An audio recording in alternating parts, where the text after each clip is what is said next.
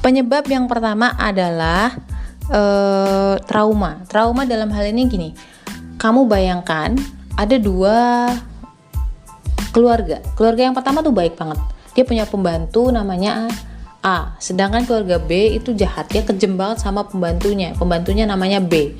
Terus anehnya justru A ini yang berinisiatif untuk mencari pekerjaan di tempat lain gitu. Dia udah mulai cari-cari gitu.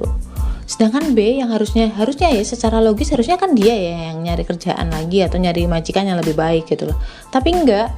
Pas dicari tahu kenapa gitu. Pertama, yang A itu merasa bahwa semua orang di dunia ini di luar sana itu orangnya sebaik keluarga atau keluarga majikannya yang sekarang.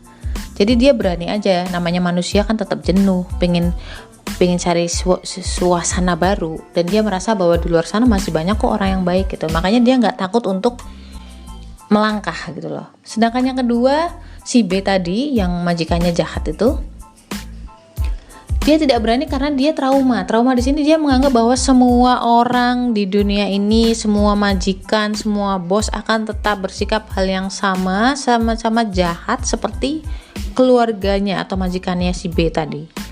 So dari sini ketahuan ya bahwa trauma itu sudah sangat dalam.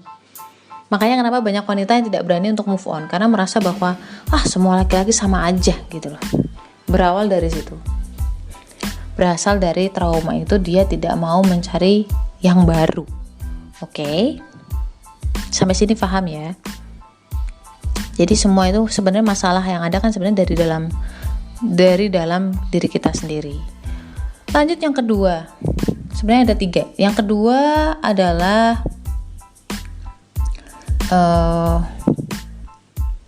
dia merasa bergantung sama laki-lakinya gitu loh. Entah dari segi apa ya namanya, nafkah. Pokoknya suaminya tuh membuat si wanita ini merasa bergantung sama dia, apapun itu. Entah dari segi nafkah lahir, nafkah batin. Karena di awal-awal itu si laki-laki udah bikin wanitanya terbang gitu loh. Jadi kayak nggak ada laki-laki yang akan seperti ini sama gue gitu loh. Nggak ada laki-laki sesempurna ini gitu awalnya gitu. Itu sampai tertanam di alam bawah sadar mereka loh. Dan kemudian yang ketiga adalah minder. Jadi wanita ini minder, dia merasa tidak pantas mendapatkan laki-laki baik di luar sana. Dia merasa dia itu jelek, dia itu tua, dia itu kusem, dia itu gendut. Pokoknya semua hal-hal negatif yang ditanamkan oleh pasangannya, oleh suaminya atau oleh laki-lakinya ke dia yang jelek-jelek, sehingga dia minder gitu loh. Itu memang sengaja laki-laki tuh kayak gitu. Coba yang udah nikah puluhan tahun, coba bayangin, laki-laki kalian itu atau suami kalian itu kan seringnya kayak gitu ya. Mama kan udah tua mah gitu. Mama kan udah ini ya kayak gitu-gitu. Tapi memang ada yang sengaja melakukan itu biar wanitanya itu minder, guys. Kalau dia minder, si wanitanya minder, jadi laki-laki ini tidak akan nggak akan dikalah-kalahin gitu loh sama wanitanya.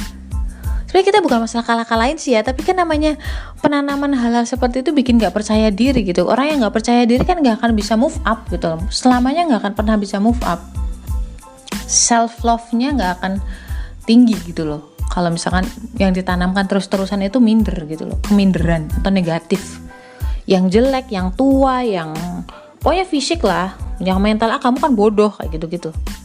Itu biar wanitanya bisa selalu diketekin gitu loh, dan gak akan pernah bisa pergi. Kayak zaman penjajahan sih ya, betul banget. Dan akhirnya Indian akibatnya bahwa self love-nya wanita ini menjadi sangat kecil. Self love itu apa sih guys? Self love itu adalah kecintaan kamu atau penghargaan kamu terhadap diri kamu sendiri. Dan ini yang diserang sebenarnya. Kalau udah kayak gitu, berat, nyembuhinnya tuh berat. Dan akan butuh waktu lama. Ya maklum namanya kecanduan gitu, nggak mungkin sehari 2 hari terus sembuh. Oke guys, bentar dulu, aku potong dulu, jangan kemana-mana. Setelah ini aku akan kasih tips caranya gimana biar self love kita lebih besar dan bisa move on dari toxic relationship. So stay tune di podcast self healing ini. Jangan lupa juga Follow Instagram aku di Ria Marliana 87 dan juga karakter cinta Goldar. Di situ banyak tips-tips tentang karakter berdasarkan golongan darah. So stay tune ya.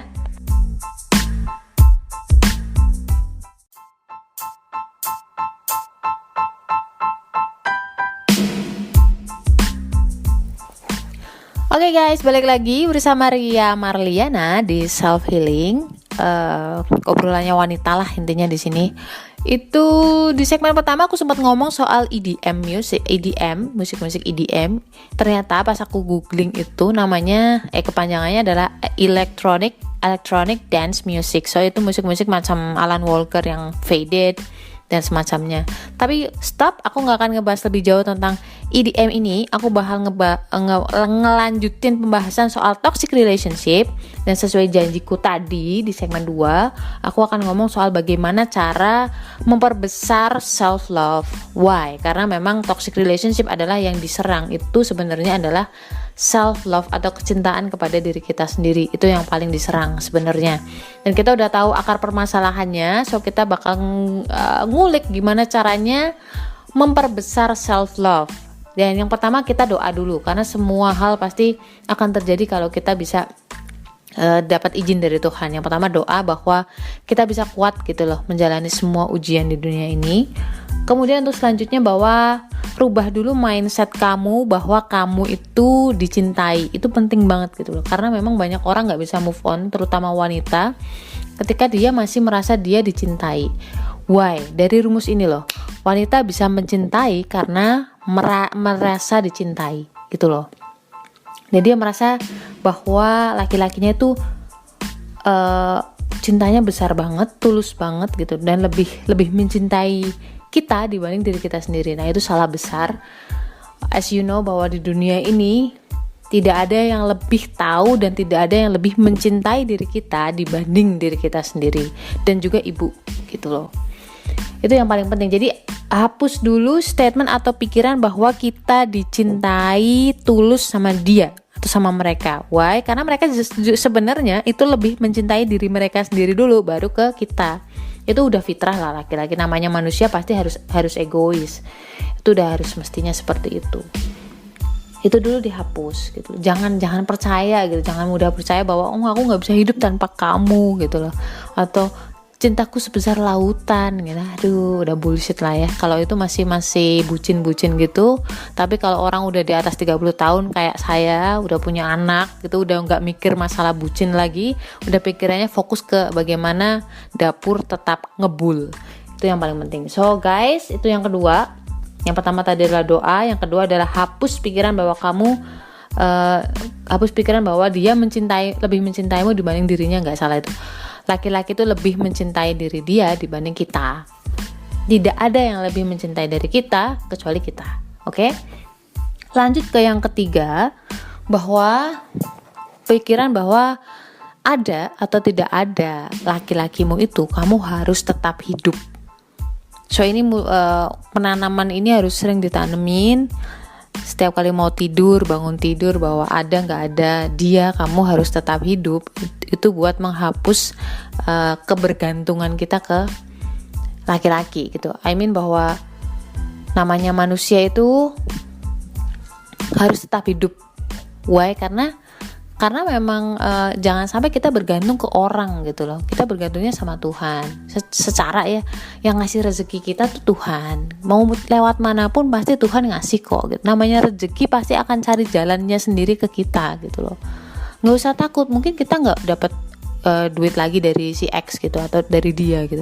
Akan ada jalan lain di mana asal kita tetap berusaha, akan ada jalan lain untuk mendapatkan rezeki. Itu percaya deh, coba kamu ngobrol sama banyak orang, sering-sering ngobrol sama orang-orang yang udah dewasa, udah teruji dalam rumah tangga gitu. Percaya aja deh, pasti ada jalannya. Saya nggak ngerti tapi pasti, dan saya yakin banget. Itu kalau yang kayak gitu udah ngomongnya soal iman gitu loh. Itu yang pertama tadi doa, kedua adalah percaya bahwa tidak ada yang lebih mencintai diri kita kecuali diri kita sendiri.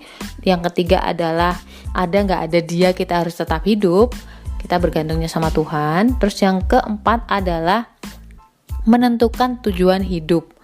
Nah, ini banyak banget wanita yang sampai usia di atas 30 tahun, katakanlah 40 tahun, mereka belum tahu kenapa saya harus hidup di dunia ini. So guys, buat kamu harus tahu dulu tujuan hidup kamu apa. Dan setelah tahu tujuan hidup, kamu coba sibukkan diri kamu untuk mencapai tujuan itu gitu loh. Saya kayaknya ada satu episode, cuma lupa judulnya, intinya saya ngobrol tentang tujuan hidup, menentukan tujuan hidup. Dan itu berarti banget untuk fokus kita itu beralih dari toxic relationship ke fokus yang lebih baik. Jadi memang ada beberapa tips untuk menentukan tujuan hidup. Saya kasih clue-nya secara garis besar aja. Yang pertama adalah tujuan hidup itu letakkan yang jauh, misalkan kayak di akhirat gitu. Jangan sama-sama di dunia karena itu nggak akan kokoh. Katakanlah saya kasih contoh, misalkan tujuan hidupnya adalah beribadah misalkan untuk akhirat, masuk surga lah, sesimpel itu. Tetapi cara untuk mencapainya itu nggak semudah itu. Kita harus belajar seumur hidup terus menerus tentang bagaimana cara kesana gitu. Dan kita berusaha untuk sedikit demi sedikit, pelan tapi pasti, konsisten, itu kayak nurutin aturannya Tuhan gitu loh. Itu pelan-pelan, dikit-dikit, nggak usah langsung semua, satu-satu dulu aja. Yang paling mudah, yang paling bisa dilakuin yang mana? Misalkan salah satunya, misal yang sebelumnya belum berjilbab, coba berjilbab gitu loh. Misalkan yang dulu sholatnya mungkin belum 5 waktu, jadi 5 waktu. Itu dulu turutin selama sebulan, nanti mulai tambah lagi, udah mulai terbiasa, kita tambah lagi targetnya misalkan. Kayak gitu terus gitu loh. So insya Allah ya, kalau kita memang ada di jalan Tuhan, itu pasti Tuhan bantu gitu loh, bantu untuk kuatin kita di jalan itu. Dan insya Allah kita juga akan lepas dari toxic relationship. Ini bukan soal kamu bercerai atau pisah dari laki-lakimu atau bukan, enggak. Tetapi even kamu gak bercerai pun, kamu udah tenang hidup kamu. Karena apa? Tujuan kamu tuh mencari keridhaan Tuhan gitu loh, bukan mencari cintanya suami gitu loh. Bener gak sih? Kalau kamu nyari ridhonya Tuhan, otomatis kok nanti suamimu juga cinta gitu. Doain aja, insya Allah dia berubah. Dan sabar. Jadi lagi-lagi tujuannya adalah mencari ridhonya Allah gitu, bukan mencari perubahannya si suami. Itu otomatis lah, bonus lah kayak gitu. So guys, aku bakal recap karena kayaknya episode ini udah panjang banget. Aku khawatir kamu bosen, jadi aku udahin dulu. Tapi aku bakal recap dulu ya.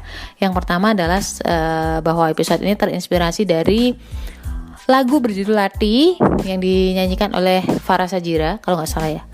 Dan kita tahu bahwa itu tuh lagu tentang toxic relationship yang merubah wanitanya menjadi agak lebih ke jahat gitu loh, dingin gitu, nggak punya hati gitu. Jadi aku lebih mikir tentang toxic relationship-nya. Apa sih penyebabnya toxic relationship? Jangan sampai hubungan itu membuat kamu jauh lebih buruk gitu loh. Entah dari sisi ketenangan batin kamu gitu loh, atau mental kamu gitu loh. Jadi kamu jahat gitu loh. Jangan kayak gitu. So penyebab dari toxic relationship adalah, yang pertama adalah trauma, dan yang kedua adalah terlalu bergantung, dan yang ketiga adalah minder. So yang diserang dari semua itu adalah self love kamu, kecintaan diri dari diri kamu sendiri gitu loh. So bagaimana caranya untuk memperbesar self love atau kecintaan terhadap diri adalah, yang pertama adalah doa dulu, minta izin sama Tuhan. Terus yang kedua adalah ingat dan tanamkan bahwa tidak ada orang yang lebih mencintai kamu dibanding diri kamu sendiri gitu loh. Dan yang bisa nyembuhin itu ya cuma Tuhan dan juga diri kamu. Jangan nyari orang lain gitu loh. Terus yang ketiga adalah bahwa tanamkan bahwa ada atau tidak ada dia, kamu harus tetap hidup. Ya kan? Karena memang yang ngasih hidup kamu itu kan bukan dia. Sebenarnya yang ngasih rezeki kamu itu kan juga Tuhan gitu loh. Dan yang terakhir adalah tentukan tujuan hidup. Dan tips untuk mencari tujuan hidup adalah jangan letakkan tujuan hidup sama-sama di dunia, tapi letakkan yang lebih jauh, misalkan di akhirat, yaitu mencari keridhaan Tuhan. Otomatis ketika kamu dapat ridhonya Tuhan, cintanya suami pasti kamu dapat. Itu Allah yang janji sih. Dan ingat bahwa wanita yang baik itu untuk laki-laki yang baik. So pantaskan diri kita menjadi wanita yang baik. Kemungkinan pertama adalah laki-lakimu jadi lebih baik. Atau yang kedua, kamu akan dipertemukan dengan orang yang memang baik buat kamu. Baik itu artinya baik di dunia dan juga buat di akhirat kamu. So guys, itu dulu sharing kali ini. Buat kamu yang mungkin ada curhatan atau keluhan, kamu bisa DM aku di Instagram aku @riamarliana87 atau @karaktercintagoldar. So ditunggu ya. Insya Allah saya akan balik lagi untuk obrolan-obrolan wanita yang lainnya dan kasus-kasus yang lain. Gitu dulu. Assalamualaikum warahmatullahi wabarakatuh.